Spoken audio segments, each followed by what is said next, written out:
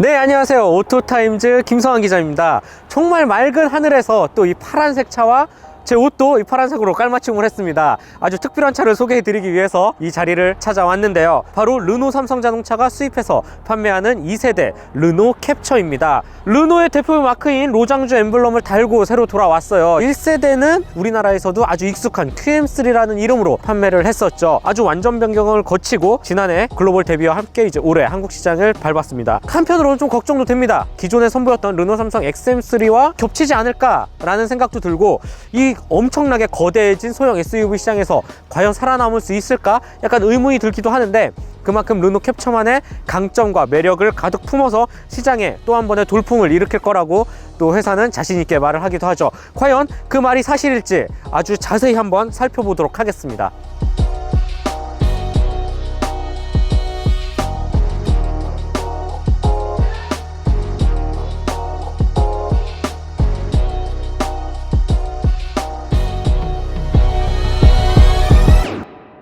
네, 간단한 외관부터 살펴보도록 하겠습니다. 우선 앞모습입니다. 기존의 XM3랑은 완전히 느낌 자체가 아주 많이 달라졌어요. 그 핵심은 저는 개인적으로 이 엠블럼을 꼽을 수 있을 것 같은데요. 르노의 로장주 엠블럼이죠. 그대로 들여왔습니다. 따로 르노 삼성의 태풍 마크를 변경하거나 하지 않고요. 예전 클리오 때처럼 그대로 르노에서 만들고 있는, 스페인 공장에서 만들고 있는 차를 그대로 갖고 왔습니다. 이 엠블럼 주변으로 약간 무늬를 비롯해서 크롬 도금을 아주 길게 헤드램프와 연결해져 있는 모습도 고급감을 높이기에 충분하고요. 그 옆으로 넘어와서는 풀 LED 헤드램프가 장착이 됩니다. 디자인적으로도 깔끔하고요. 그 다음에 이렇게 디귿자 형태의 주간주행 등을 넣어서 르노의 패밀리 룩도 아주 잘 맞춘 느낌을 볼 수 있습니다. 램프의 구성도 구성이지만 이 램프를 감싸는 디자인적인 소재가 아주 마음에 듭니다. 뭔가 굉장히 프렌치 감성을 아주 잘 느끼게 할 수 있는 무늬를 비롯해서 전체적인 이 패턴과 램프를 구성하는 느낌이 굉장히 고급스럽습니다. 고급스러운 게 특징이고, 그 아래에는 공기 흡입구를 마련해 놨어요. 이렇게 안쪽으로 뚫려 있고요. 그래서 공기의 양을 조금 더 바깥으로 빼낼 수 있도록 열 순환을 비롯해서 에어로다이내믹에도 분명히 효과가 있겠죠. 그래서 여기 안쪽은 뚫어 놨고, 대신 이 범퍼 쪽에 위치한 램프류, 뭐 안개등이라든지 이런 부분의 디테일은 보이지는 않은 것 같아요. 이 헤드램프에서 다 해결을 하는 것 같고, 오히려 그 밑에는 이 능동형 크루즈 컨트롤을 위한 이 각종 센서를 비롯해서 이 그릴과 패턴을 맞춘 범퍼 모양도 특징이고, 이 은색깔 플라스틱을 살짝 덧대서 도시명 SUV 이미지에 적합한 느낌을 아주 잘 표현한 게 특징입니다. 보닛 디자인이 굉장히 굴곡이 많이 졌는데, 개인적으로는 이 파란 색깔 색감과 함께 반사되는 느낌이 아주 매력적이고 이쁜 것 같아요. 옆으로 한번 넘어가 보도록 하겠습니다. 이 차 같은 경우는 2세대로 넘어오면서 무려 길이가 105mm 늘어났습니다. 너비도 20mm 늘어났죠. 전체적으로 차가 커졌다는 뜻인데요. 그 느낌을 어디서 찾아볼 수 있냐? 이 뒤쪽으로 넘어갈수록 조금 더 듬직해진 인상에서 찾아볼 수가 있습니다. 이 볼륨감을 비롯해서 특히 이 투톤 루프로 되어 있거든요. 투톤 루프가 이 트렁크 끝, 뒷유리창 끝 라인에서 시작해서 아주 길게 이어져 내려와 사이드 미러와 팬더 장식까지 투톤으로 이루어져 있습니다. 한층 통일감을 주기에도 충분하고요. 뭔가 센스 있는 디자인 감각, 그리고 조금 더 차가 길어 보이는 효과도 좋습니다. 이 창문 아래쪽으로 보시면 크롬 도금을 비롯해서 생각보다 이 차가 전체적으로 크롬 도금을 좀 많이 썼어요. 이 아래쪽 이 벨트 라인 길게 끝까지 내려오는 이 형상도 그렇고, 아래쪽 크롬도 굉장히 길게 되어 있습니다. 팬더 장식도 모두 반짝이는 크롬 도금 소재 가득 사용했는데, 이런 부분에서도 차가 뭔가 한층 화려해 보인다 라는 듯한 느낌을 잘 받을 수가 있습니다. 전체적인 르노 차들의 특징은 바로 이 아름다운 캐릭터 라인에 있습니다. 매끈하고 부드러운 듯한 형상을 아주 잘 표현을 했거든요. 아예 반대되는 브랜드가 뭐 렉서스 정도가 있겠네요. 렉서스가 굉장히 종이접기를 하듯이 반듯하고 깊고 굵은 캐릭터 라인이 있죠. 전체적인 앞모습도 그렇고요. 하지만 르노 차들은 상당히 부드럽고 곡선의 미를 아주 잘 감각을 살린 디자인을 채용하고 있습니다. 실제 르노 디자인 담당은 이런 디자인의 특징이 마치 사람의 피부를 어루만지는 듯한 자연 친화적이면서도 무언가 인간미를 중요시하는 디자인을 따른다 라고 말을 하기도 했죠. 2세대 캡처에서도 고스란히 느낄 수가 있습니다. 아주 부드럽게 전체적인 면이 상당히 유연하게 그냥 스르륵 만지고 흘러내려가도 전혀 걸리적거림이 없는 굉장히 깔끔하면서도 우아하고 한편으로는 좀 여성스러운 느낌도 갖고 있는 것이 특징입니다. 그리고 르노 차들의 특징, 2세대 캡처도 그렇고요, 아주 화려한 색감을 잘 사용했는데 이 펄이 들어가면서도 부드러운 이 유채색의 파란색을 비롯해서 전체적인 르노 캡처의 다양한 색깔들이 이 빛에 반사돼서 이 부드러운 캐릭터 라인을 따라 흐르는 디자인을 보고 있으면 확실히 우리가 아는 소형 SUV랑은 다르다, 고급스러운 맛을 아주 잘 나타내고 표현하는 아주 센스 있고 재치 있는 브랜드가 아닐까라는 생각이 듭니다. 한 가지 좀 아쉬운 점은 이 휠인데요, 휠이 좀 무난해요. 이 17인치 사양인데 디젤 같은 경우는 17인치 사양이 들어가고 가솔린 같은 경우는 18인치도 들어가죠. 개인적으로 한 치수 조금 더 키워서 전체적인 조화를 좀 더 꾸몄으면 어땠을까 하는 아쉬움이 들기도 하네요. 뭐 이외에 전체적인 부분 크게 흠잡을 곳은 없을 것 같고요. 왠지 다부지면서 이 색감이 정말 끝내줘요. 색감과 이 색감이 빛에 반사돼서 흐르는 굴곡 라인이 제 차 강조하지만 이 차의 정말 옆태의 핵심인 것 같고요. 이 투톤으로 마감 처리된 부분을 비롯해서 크롬 도금을 제법 많이 사용해서 차가 고급감을 높였다라는 게 옆태의 핵심일 것 같습니다. 네, XM3와는 완전히 다른 차다. 이 차는 지금까지 볼 수 없었던 소형 SUV 라인업 중에서도 독보적인 개성을 자랑하는 차다 라고 말할 수 있는 부분은 전 개인적으로 바로 뒤태라고 생각이 듭니다. 기존 1세대 캡처와도 너무 많이 달라졌고요. 그리고 딱 뒤에서 봤을 때 이 르노 로장주 엠블럼과 굵은 캡처 알파벳 라인만 봐도 이 차가 국산차가 아니라 진짜 수입차가 맞구나 라는 듯한 느낌을 아주 강하게 받을 수 있습니다. 테일램프 같은 경우는 디귿자 형태로 전면부와 동일하게 이 패밀리 룩을 잘 맞춘 모습인데 한층 세련되면서도 헤드램프와 비슷하게 무늬를 많이 넣어서 그런지 고급감을 주고 있습니다. 그 밑으로 넘어와서는 솔직히 이런 부분은 XM3와 조금 비슷하긴 한데 차를 아주 좋아하는 사람이 아니면 잘 알기는 힘들 것 같고, 그 바로 밑에는 전면부와 동일하게 이 은색깔 장식을 넣어서 조금 더 앞모습과 통일감을 준 것도 괜찮고요. 한쪽에는 배기구가 아주 가지런히 위치해져 있네요.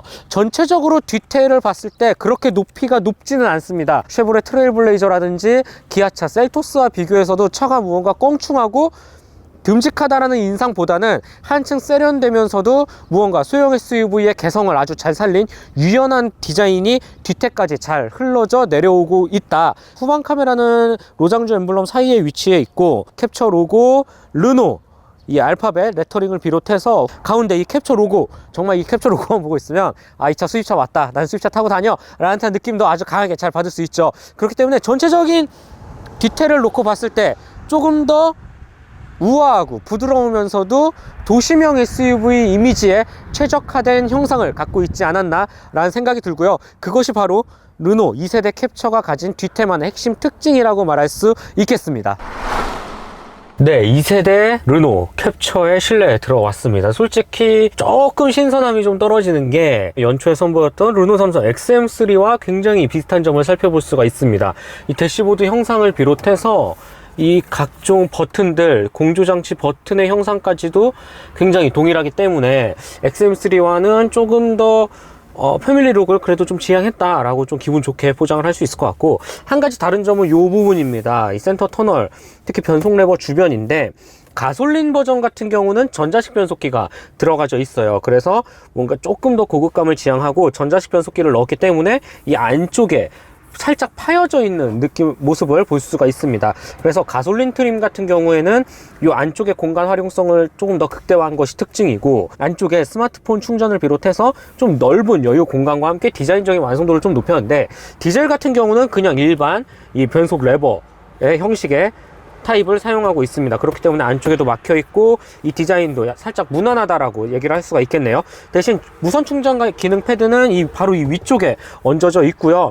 두 개의 USB와 옥스 단자 그리고 11V 소켓 등을 좀 마련해 놔서 생각보다는 좀 넓은 공간이에요. 그래서 뭐 간단히 지갑을 툭툭 넣거나 동전을 넣거나 뭐 휴대폰 무선 충전 패드를 여기에 휴대폰을 얹어놔도 되는 거겠죠. 바로 옆으로 넘어와서는 이 반대쪽 이 센터 터널 쪽은 또 XM3와 크게 차이점을 꼽을 수는 좀 없을 것 같아요. 특히 이 폭이 좀 좁기 때문에 컵홀더 2개와 아주 간단한 오토홀드, 전자식 파킹 브레이크, 그 다음에 이 스마트 키죠. 스마트 키를 넣을 수 있는 홀더 정도로만 생각하면 될 것 같아요. 1세대 캡처, 1세대 QM3가 워낙 빈약했던 컵홀더를 갖고 있었죠. 그거에 비해서는 충분히 나은 구성이긴 하지만 그렇다고 뭐 아주 광활하거나 넓은 폭을 가지고 있는 건 아닙니다. 이 정도 참고를 해주면 좋을 것 같고, 그리고 또 한 가지 차이점 바로 모니터입니다. XM3도 그랬고 캡처가 처음에 신차를 소개하면서 9.7인치의 세로형 모니터를 강조를 했는데, 이 차 같은 경우는 7인치의 와이드, 그냥 아주 약간 좀 작은 느낌도 있어요. 요즘 차들에 비해서는 아주 간단한 모니터를 갖고 있는데, 디젤 트림은 이렇게 구성이 되어 있습니다. 가솔린 트림 중에서도 가장 높은 등급에서만 9.7인치 세로형 플로팅 타입의 모니터를 제공을 하죠. 개인적으로는 좀 디젤 가장 최고급 트림에서도 이런 9.7인치의 좀 긴 커다란 모니터를 좀 넣어줬으면 어땠을까 하는 아쉬움이 들기도 하고요. 네, 크기가 살짝 아쉽지만 그래도 이 7인치 모니터 안에는 굉장히 다양한 기능들이 숨어져 있습니다. 최신 인포테인먼트 시스템을 활용해서 그런지 일목요연하게 잘 정리되어 있는 듯한 느낌을 받을 수가 있고요. 조금 더 깊게 들어가 볼까요? 스마트폰 링크를 비롯해서 단색 개념으로 잘 꾸며져 있는 것이 특징입니다. 설정으로 한번 가볼까? 주행보조 시스템, 주차보조 기능도 나름 좀 그럴듯한 그래픽으로 잘 꾸며져 있고, 주차 보조 시스템 같은 경우도 이 카메라를 한번 눌러볼까요? 밝기를 비롯해서 차 간 거리, 그다음에 이 예상 그래픽 정도까지 상당히 디테일하게 들어가 있는 점이 좀 눈에 띄는 구성으로 보입니다. 멀티센스죠. 운전 모드, 스포츠 모드, 에코 모드, 그리고 마이 센스, 이렇게 세 가지로 나눠져 있습니다. 차량 구성을 비롯해서 액세스, 와이퍼, 라이트라든지 확실히 요즘 차답게 이 화면 안에서 다양한 자동차의 기능들을 수행할 수 있는 점이 특징으로 부각이 되고요. 주행보조 시스템 굉장히 멋들어지게 좋은 그래픽으로 잘 표현이 되어 있습니다. 이렇게 차선 각 아이콘들을 누르면 차간거리라든지 긴급제동, 활성화, 그리고 이 사각지대, 차선 같은 경우는 조금 더 디테일하게 경고의 속도, 진동의 세기 등을 아주 일목요연하게 나뉘어져 있네요. 이와 반면 그리고 또 한 가지 차이점이 내비게이션 시스템이 들어가 있지 않습니다. 이 부분은 저는 충분히 이해를 할 수 있어요. 워낙 요즘 애플 카플레이라든지 안드로이드 오토 등 휴대폰을 연결해서 쓰기 때문에 이런 내비게이션 안에 자체적으로 들어있는 내비게이션이 없다고 해서 크게 단점으로 부각되는 세상은 아닙니다. 이런 부분이 하나 참고할 부분이고, 그 부분은 충분히 이해가 된다라고 쳐도 개인적으로는 좀 이 디젤 최고급 트림에서도 좀 세로형 타입의 커다란 모니터를 좀 넣어줬으면 어땠을까 하는 아쉬움이 남습니다. 그리고 또 한 가지, XM3를 탔었을 때도 한 가지 그래도 좀 강조를 했던 부분인데, 물리적 버튼, 특히 볼륨 조절을 하는 물리적 버튼이 없어요. 앞만 찾아봐도 없고, 이렇게 따로 이렇게 터치로 연결을 해야 하는데, 이런 부분이 주행할 때는 그렇게 큰 메리트로 다가오지는 않습니다. 이런 부분은 살짝 아쉬운 부분인 것 같아요. 물론 스티어링 휠 안쪽에는 따로 볼륨 조절이라든지 각종 인포테인먼트 시스템을 조절하는 버튼이 있지만, 조수석에 탄 사람이 그래도 물리적인 버튼을 바로 내리거나 올리는 그런 버튼 하나쯤은 좀 마련해 주면 어땠을까 하는 아쉬움이 남습니다. 이런 아주 작은 버튼들 잘 마련되어 있고, 열선 시트는 2단계로 양쪽 다 조절이 되네요. 그 다음에 잠금 버튼이 요 위쪽에 있습니다. 도어 쪽에는 없고 위쪽에 비상등 버튼 바로 옆에 있고요. 그 다음에 멀티센스라고 그러죠. 각종 운전 모드를 조절할 수 있는 버튼도 위쪽에 마련되어 있습니다. 공조장치 부분은 개인적으로는 좀 마음에 들어요. 구성도 그렇고 돌리는 마감이라든지 이 시스템 구성도 굉장히 마음에 들기 때문에 크게 흠잡을 곳은 없을 것 같아요. 이 볼륨 조절 하나만 좀 누누이 강조하지만 좀 해줬으면 어땠을까 하는 아쉬움이 좀 남네요. 그리고 이 도어 쪽, 도어 트림이라든지 전체적인 형상, 차선 이탈, 경보 시스템, 다양한 부분을 누를 수 있는 부분도 XM3랑은 큰 차이점이 없고, 계기판 부분도 살짝 아쉬운 부분이 풀 디지털이 아닙니다. 이 부분 역시 가솔린 트림에서 선택이 할 수 있죠. 7인치 형상으로 가장 기본적인 메인 계기판만 디지털로 되어 있고, 양쪽에 온도 조절 게이지라든지 기름 바늘 게이지는 또 절반 정도는 또 그냥 아날로그 방식을 사용한 것 같아요. 물론 안쪽이 살짝 디지털이긴 하지만 풀 디지털보다는 조금 아쉬운 감이 없지 않아 있어요. 이 디젤 트림은 또 이렇게 처음 보는데 대부분 지금 시승기에 나와 있는 것들도 아마 가솔린 트림의 최고급 사양 위주로 되어 있을 거예요. 그래서 제가 일부러 이 디젤 최고급을 한번 빌려봤는데 몇 가지 구성에서 조금 실내에서 아쉬운 부분이 없지 않아 있네요. 뭐 앞서 설명드린 것처럼 계기판, 그 다음에 세로형 커다란 모니터라든지 변속 레버, 전자식 변속기를 사용하지 않아서 그런지 느껴지는 이 막혀져 있는 부분, 이런 부분이 조금 가솔린 대비해서 조금 아쉽다 정도로 표현을 할 수 있을 것 같습니다. 이 외에 뭐 나머지 뭐 햇빛 가리개 구성이라든지 흰색 LED로 되어 있네요. 이렇게 열면 바로 불이 들어오죠. 이런 부분도 꽤 마음에 들고, 현대기아차 같은 경우는 열고 또 여기 뭐 버튼을 눌러야 되잖아요. 이런 부분 좀 마음에 드는 구성이고, LED를 구성한 것도 그렇고 SOS 버튼 등, 그리고 분명 이 차는 수입차이긴 하지만 또 한국화에 최적화되어서 편의 및 옵션을 넣었죠. 그래서 이제 하이패스 일체형 룸미러를 비롯해서 전체적인 구성, 시트 같은 부분도 크게 흠잡을 곳은 없습니다. 시트, 이 센터 터널 폭을 좁힌 만큼 시트 폭은 좀 더 늘어난 게 사실이고요. 그렇기 때문에 어느 탑승자가 앉아도 충분히 넉넉할 만한 이 사이즈의 가죽 질감도 뭐 크게 나쁘진 않고요, 차급을 생각하면. 그리고 이 조수석 부분에도 아이소픽스 기능을 넣어서 카시트를 연결할 수 있다는 점, 특징 아닌 특징이라고 할 수 있겠네요. 네, 이 센터 터널이 좀 좁아서 좀 아쉽다라고 생각하는 소비자분들도 있을 텐데, 이를 제외한 곳곳의 활용도, 수납의 활용 가치는 매우 높습니다. 이 도어 쪽 수납함도 굉장히 깊게 되어 있고요. 이 도어 쪽 수납함, 그냥 무언가 물건을 툭툭 넣기 해도 아주 편하게 되어 있습니다. 그리고 1세대 캡처에서도 아주 매력 포인트로 작용했던 이 글러브 박스가 이렇게 아래로 여는 게 아니죠. 바로 일체형으로 미닫이 형식으로 쭉 열립니다.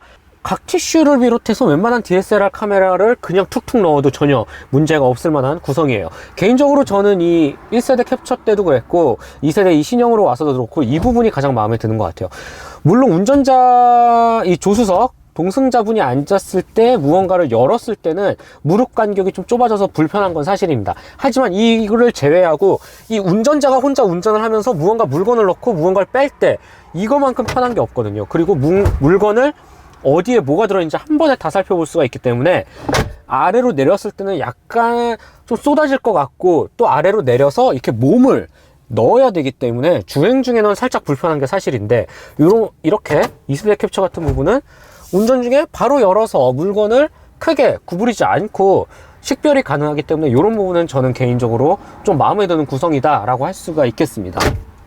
네, 르노 캡처의 뒷좌석 공간이죠. 2열 공간에 들어와 있습니다. 하나는 이제 가장 좀 앞으로, 일부러 앞쪽으로 좀 당겨놨고, 이제 운전석 같은 공간은 제일 운전 사이즈 기준에 맞춰서 뒷자리를 살펴보도록 하겠습니다. 우선 기본적으로 길이 자체가 상당히 넓어졌고 휠베이스도 길어졌기 때문에 무릎 공간에 대한 부족함은 뭐 크게 느껴지지는 않습니다. 소형 SUV들이 잘 보여줄 수 있는 어느 정도의 적당한 무릎 공간을 확보를 했고, 또 무릎 공간도 무릎 공간이지만 아무래도 이 캡처 같은 경우는 XM3와는 다른, XM3가 쿠페형 SUV를 좀 아래쪽으로 지붕선이 완만하게 내려갔다면 이 차는 정통 SUV 성격을 띠고 있습니다. 확실히 실내 공간에서 이점을 보입니다. 바로 머리 윗 공간인데요, 제법 높고 불편하지가 않아요. 또 이 시트 포지션의 자세라든지 위치, 엉덩이가 닿는 위치와 전체적인 헤드룸 공간까지도 설계가 된 듯한 모습을 볼 수 있습니다. 조금 더 키 큰 성인이 앉아도 무릎 공간을 비롯해서 머리 윗 공간에 대한 불만은 크게 나오지는 않을 것 같고요. 고개를 돌려보면 전체적인 유리창도 어느 정도 일정 부분 커다란 사이즈를 자랑하고, 양 옆에도 여분의 유리창을 좀 뚫어 놓았기 때문에 이 개방성이라는 부분에서도 단점으로 부각될 것 같지는 않습니다. 그리고 이 16cm로 앞뒤로 왔다 갔다 2열 좌석을 슬라이딩 할 수 있기 때문에 이런 부분도 분명히 장점으로 부각이 될 것 같아요. 다만 분할 형식으로 앞뒤로 움직여지진 않습니다. 지금 바로 한번 해볼게요. 이렇게 한 번에 통으로 움직이기 때문에 제가 볼 때는 이거는 뭐 뒷좌석 트렁크 공간을 넓히기 위한 하나의 수단으로 생각하면 좀 좋을 것 같아요. 등받이곡 각도는 조절이 되지는 않습니다. 그리고 컵홀더도 뭐 딱히 마련되어 있지는 않아요. 대신 컵홀더를 이 양 옆쪽에, 도어 쪽에 수납을 해야 될 것 같고, 캡처에서 무언가 되게 개성 포인트로 강조했던 이 수납 부분도 그냥 아주 무난하게 이렇게 일반적인 형식으로 처리가 되어 있습니다. 한 가지 특징은 이 두 개의 USB라든지 소켓, 2열 전용 송풍구를 좀 마련해서 거주성을 좀 쾌적하게 만든 점 등이 특징이라고 할 수 있겠고요. 트렁크 같은 경우는 기본 536리터를 제공을 합니다. 기존보다 약 80리터가 넓어진 사이즈이기 때문에, 그리고 앞서 말씀드린 것처럼 2열 시트를 앞으로 최대한 밀면 그래도 급하게 짐을 싣기에는 아주 좀 유용할 것 같아요. 다행히도 폴딩은 분할 폴딩이 지원이 됩니다. 그리고 트렁크 바닥에도 꽤 깊은 수납 공간이 마련되어 있기 때문에 이 트렁크 부분에서는 확실히 이점을 보이는 게 이 전세대와 이 신형 르노 캡처만의 특징이라고 할 수 있겠네요. 네, 르노 캡처, 신형 캡처죠. 2세대 주행 느낌을 한번 살펴보도록 하겠습니다. 우선 간단한 파워트레인 성능부터 확인을 한번 해보도록 할게요. 이 차 같은 경우는 가솔린 버전도 준비되어 있죠. 하지만 또 이 프랑스 차가 디젤차 잘 만들잖아요. 그래서 디젤을 또 특별히 시승을 해보도록 하겠습니다. 4기통 1.5리터 디젤 엔진을 넣어서 최고 출력 116마력, 최대 토크 26.5kgm를 발휘합니다. 소비자분들께서 이 재원표만 봤을 때 좀 부족하지 않을까 라고 생각하는 부분이 바로 출력면일 텐데요.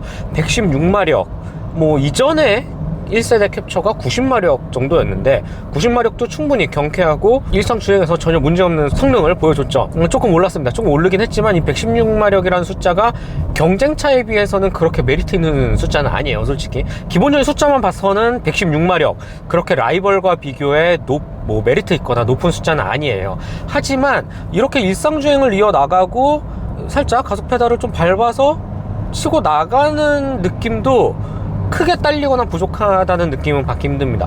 물론 고속 영역에서 120 그 이상 140 구간에서는 확실히 더딘 게 사실이지만 상대적으로 낮은 출력을 아주 알차게 활용하기 위해 엔진 회전수 RPM 부분을 상당히 많이 낮췄죠. 그렇기 때문에 이 다양한 부분에서 조금 더 일상주행에서는 좀 스트레스 없이 부족함 없는 가속감을 좀 전달하기 위해서 많이 노력을 했다라는 게 이 2세대 캡처가 가질 수 있는 특징 중에 하나인 것 같고, 이 멀티센스, 마이센스, 스포츠 에코 모드가 있는데 스포츠 모드로도 한번 달려보도록 할게요. 스포츠 모드에서는 엔진 회전수 반응이 엄청 예민해지네요. 뛰는 폭이 엄청 큽니다. 일반 라이벌 차와 비교해서도 RPM의 변동폭이 좀 큰 편이고, 이 스로틀 반응도 뭔가 역동적으로 무언가를 막 치고 나가고 운전자를 막 뒤통수를 젖히게끔 하는 가속감은 아니지만 충분히 꾸준히 부드러우면서도 기존의 일반 모드에서와는 완전히 다른 좀 가속감을 보여줍니다. 전체적인 세팅이 자극적이거나 엄청 무언가를 강조하기 위해서 우당탕탕탕 나가는 느낌은 아니지만 이 부드러우면서도 천천히, 그리고 소리 없이 강하다라는 듯한 표현이 좀 어울릴 것 같아요. 그렇기 때문에 2세대 캡처 같은 경우는 특히 1.5리터 디젤 엔진 116마력의 힘, 한정된 출력을 상당히 알차고 무언가 티내지 않게 소리 없이 강하게 부드럽게 잘 뻗어나갈 수 있도록 세팅을 했다라는 듯한 느낌을 아주 강하게 받는 게 특징입니다.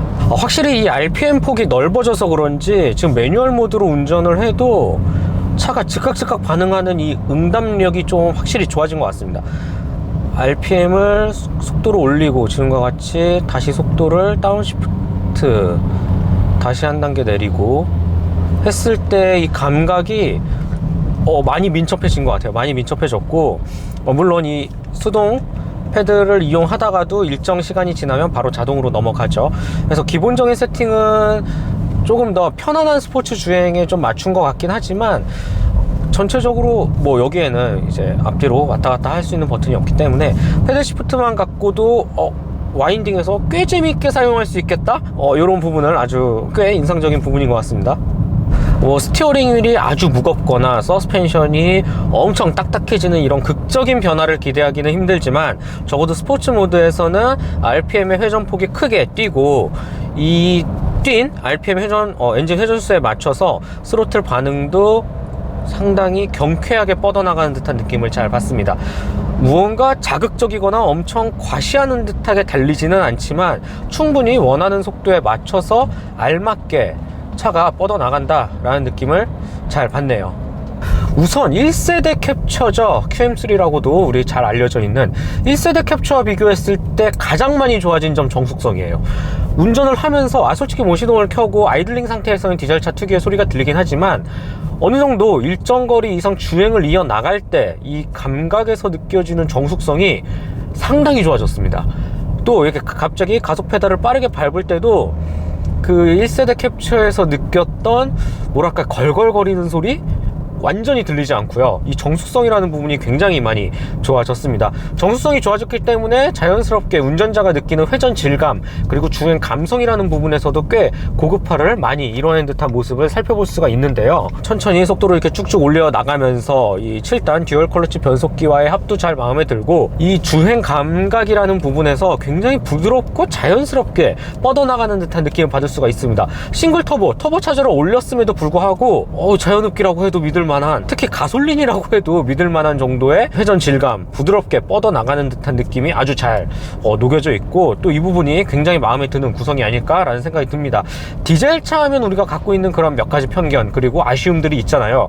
이런 부분을 적어도 주행을 하면서만큼은 굉장히 깔끔하고 잘 있게끔 만들었다, 그렇게 세팅을 했다, 확실히 신형다운 모습을 아주 잘 보여줄 수가 있었고, 그렇기 때문에 기존의 QM3죠 1세대 캡처와는 완전히 다릅니다. 진짜 그때 그 아쉽고 뭔가 좀 실망스러웠던 느낌을 말끔히 지워냈다라고 표현이 들 정도예요.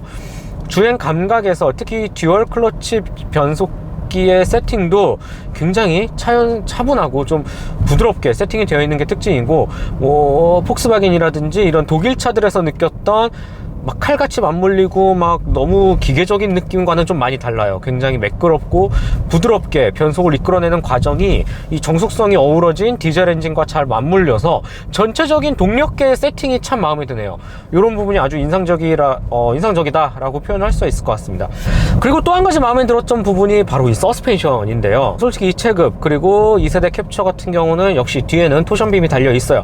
하지만 정말 잘 세팅한 토션빔 서스펜션은 어줍지 않은 저렴한 멀티링크보다 훨씬 나은 듯한 느낌을 잘 받습니다. 이 차를 운전을 하면서 느끼고 있는데 지금과 같이 이렇게 막 맨홀 뚜껑도 밟고 뭔가 B급 도로가 이어져 있음에도 불구하고 서스펜션이 굉장히 막 통통 튀거나 뭔가 저렴하게 막 차가 막 흔들리거나 그런 느낌이 거의 없어요. 상당히 부드럽고 안정적이게 물론 뭐 중형 세단이라든지 우리가 알고 있는 뭐 아주 뭐 윗급 그 이상급의 서스펜션을 기대하는 건 아니지만 적어도 소형 SUV가 보여줄 수 있는 승차감 부분에서는 꽤 만족스럽게 세팅을 잘 해냈다라는 듯한 느낌을 잘 받습니다. 적어도 이 1세대 캡처와는 비교 불가죠. 비교 불가할 정도로 아주 마음에 드는 구성이라고 생각하고, 뭐 앞서 설명드렸듯이 실내의 이런 구성에서 조금 아쉬운 부분이 주행 성능에서 완벽히 커버를 하고 무마가 되는 듯한 느낌을 잘 받을 수 있습니다. 지금과 같이 이 흐름에 맞춰서 주행을 이어나갈 때 이 가속 스로틀의 양이라든지 가속 페달의 느낌 반응이 이건 뭐 가솔린 차랑 거의 다를 게 없네요. 그 정도일 정도로 디젤차에서 느꼈던 불편하고 뭔가 조금 부족했던 단점들을 말끔히 그래도 보완을 많이 이뤄낸 듯한 느낌을 받을 수 있습니다. 네, 스티어링 휠의 반응, 이렇게 차선 변경을 하거나 고속 코너에서 살짝 깊게 꺾었을 때 반응, 전체적인 느낌은 이 유럽차에서 받을 수 있는 아주 부드럽고 여유로우면서도 정직한 감각이 일품입니다. 탄탄하면서도 이질감이 확실히 적어요. 이런 부분은 1세대 캡처에서도 동일하게 느꼈던 부분인데 2세대 캡처로 오면서 조금 더 운전자가 그 어떤 운전자가 차를 몰아도 부드럽고 딱 정확히 알맞게 스티어링 휠을 꺾을 수 있을 정도의 탄탄한 세팅이 아주 돋보이는 부분입니다. 네, 이 외에 뭐 브레이크 제동 능력 감각이라든지 뭐 크게 흠잡을 곳은 없을 것 같아요. 담력도 일정하고 이 정도의 출력의 차를 세우기에는 아주 적당하면서도 충분히 만족스러운 브레이크 감각이라는 느낌이 듭니다. 전체적인 주행 총평을 해보자면 2세대 캡처 고른 세팅이 아주 만족스럽습니다. 어느 한 부분 특출나게 내가 더 잘 나가 라고 강조하는 부분이 없이 적당한 파워트레인 출력에 맞춰서 전체적인 세팅 폭이 상당히 균형점을 잘 맞췄다라는 듯한 생각이 들고, 남녀노소 누구나 운전을 할 때 상당히 부담감이 덜할 것 같다라는 듯한 느낌을 받아요. 네, 그리고 효율 부분에서도 아무래도 이 캡처가 갖는 가장 큰 장점이 아닐까라는 생각이 듭니다. 복합 효율, 리터당 17.7km를 보여줍니다. 그게 공식인데 실제 운전을 하면서 뭐 빨리도 달려보고 이렇게 가다서다를 반복하고 있음에도 불구하고 효율 20km를 훌쩍 넘기는 수치를 보여줍니다. 때문에 뭐 그리고 이 계기판 상에서 기름 바늘이 떨어지는 거는 거의 좀처럼 찾아볼 수가 없어요. 1세대 때도 그랬고 2세대 캡처도 디젤 엔진 하나만큼은 정말 잘 만들고 엄청난 효율을 가졌다라고 생각이 듭니다. 지금 뭐 저유가 시대이긴 하지만 그럼에도 불구하고 디젤의 기름값이 훨씬 싸죠. 그리고 전체적인 유지비를 봤을 때도 개인적으로 이 차를 구매하는 가장 큰 메리트가 아닐까라는 생각이 들고, 효율적인 면에서도 충분히 경쟁 소형 SUV들과는 비교를 할 수 없을 정도의 좀 강점이다 라는 생각이 듭니다. 지금과 같이 이렇게 주행을 하면서 좀 만족스러웠던 부분, 이건 기대 이상인데 라고 했던 부분, 바로 안전장치에서 꼽을 수 있습니다. 이 계기판이 풀 디지털이 아니라 그래서 제가 굉장히 좀 실망을 했었는데, 적어도 이 디지털 부분에서의 이 구현 과정은 경쟁차보다 훨씬 더 이점으로 작용되지 않을까 라는 생각이 듭니다. 차선 이탈 살짝만 넘어가면 바로 미세한 떨림과 함께 이렇게 표시, 빨간색 그래프로 아주 선명하게 표시가 되죠. 그리고 심지어 방향 지시등을 넣을 때도 그래프로 이 작은 캡처의 그래픽 이모션이 방향 지시등도 깜빡깜빡거리면서 뭔가 굉장히 디테일에 아주 신경을 많이 썼네요. 이렇게 방향 지시등도 설정되어 있는 모습을 볼 수 있고, 네, 대부분 XM3에서 옵션으로 넣었던 부분들이 이 캡처에서는 기본적으로 많이 들어가 있습니다. 적어도 안전 품목에서는 말이죠. 차선 이탈 경감 시스템이라든지 능동형 크루즈 컨트롤도 아주 잘 작동이 되고요. 심지어 섰다가 다시 재출발하는 경우도 충분히 능동형 크루즈 컨트롤을 통해서 이루어질 수가 있습니다. 뭐 전방 충돌이라든지 앞차와의 거리 얼만큼 있으면 받겠다라고 실시간 초로 표시가 되기도 하고요. 다양한 부분에서 아주 만족도가 높은 게, 특히 안전 품목에서 캡처가 조금 더 이점을 보이고 있다 라는 듯한 모습을 아주 강하게 받을 수가 있습니다. 안전 품목도 그렇고요. 이 사이드 미러도 보는 폭이 생각보다 시야가 넓습니다. 상대적으로 볼록 거울로 되어 있고, 뭐 차선 이탈 시스템을 비롯해서 이 사각지대 시스템도 충분히 잘 메리트 있게 되어 있죠. 이렇게 불이 켜지는 불이 켜지는 걸 보고서 이제 차선을 끼어들면 되니까. 무엇보다도 이렇게 살짝 여분으로 뚫어 놓은 이 유리창, 그리고 사이드 미러가 바로 붙어 있지 않고 문짝에 달았다 라는 이런 다양한 부분들에서 확실히 사각지대라든지 골목길 주행에서도 충분히 만족스러운 감각을 많이 끌어낼 것 같습니다. 때문에 남성분들, 운전이 잘하는 사람들 뿐만 아니라 이 여성 소비자분들께서도 상당히 매력적으로 다가올 것 같고, 이 주행을 하면서 실제 내가 운전을 하면서의 만족도가 확실히 큰 차가 2세대 캡처가 아닐까라는 생각이 드네요. 우선 겉모습에서 봤을 때 색감이라든지 디자인적인 부분에서 우아하면서도 개성 넘치는 듯한 모습을 잘 볼 수가 있었고, 실내 부분에서도 일반적인 라이벌 소형 SUV들과는 또 다른 아주 알찬 매력을 품고 있는 게 특징입니다. 주행을 이어나갔을 때 솔직히 주행 감성이라는 부분에서 가장 높은 점수를 주고 싶어요. 디젤차가 갖는 편견을 많이 지웠고, 스티어링 휠 반응이라든지 뭐 브레이크 전체적인 조합이 매우 훌륭하고 평균 균형점을 아주 잘 맞췄기 때문에 이런 부분에서는 분명히 특히 여성 운전자 분들께서도 아주 매력적으로 좀 마음에 들어하는 주행 감각이지 않을까라는 생각이 듭니다. 네, 전체적으로 이 XM3와 좀 겹치지 않을까, 아무래도 좀 세그먼트가 같아서 내부 간섭이 있지 않을까라고 걱정을 하시는 소비자분들도 있을 것 같아요. 실제로 저울질도 많이 해보실 것 같은데요. XM3 같은 경우는 이 B SUV와 C 세단 이 사이에서 좀 고민을 하는 이 둘의 장점을 적절히 버무린 차라고 생각하면 될 것 같고, 캡처 같은 경우는 난 어차피 정통 SUV 디자인을 선호해, 정통 SUV 형태의 차를 살 거야 라고 선택지를 보시는 소비자분들 중에서도 좀 라이벌과는 다른 소형 SUV를 원한다 라고 하는 분들한테는 꽤 매력적인 선택지로 다가올 것 같습니다. 네, 2세대 르노 캡처 분명히 수입차만의 특장점이 아주 잘 묻어나 있는 것 같고, 그렇기 때문에 남들과는 조금 다른 나만의 차를 원해 라는 소비자분들한테는 아주 매력적인 또 선택지가 나왔다 라고 얘기를 드릴 수 있을 것 같네요. 네, 무엇보다도 이 1세대 캡처 QM3와는 완전히 다른 차다 라고 인식하는 게 좋을 것 같고요. 전체적인 디자인이라든지 공간감, 주행 감성이라는 부분 완전히 다른 차다 라고 말할 수 있을 것 같고, 특히 이 차는 수입차죠. 수입차 맞습니다. 스페인 공장에서 만들어서 갖고 오죠. 이 수입차, 그리고 이 유럽차 특유의 감각, 주행 완성 패턴, 이 다양한 부분에서의 만족이 국산 이 경쟁급의 소형 SUV와는 차별화되고 이 부분이 하나의 강점으로 부각이 된다. 그리고 운전하는 게 상당히 편하고 또 쉽다라는 게 2세대 르노 캡처가 가진 가장 큰 특징이 아닐까 싶습니다. 네, 지금까지 오토타임즈 김수환 기자였습니다.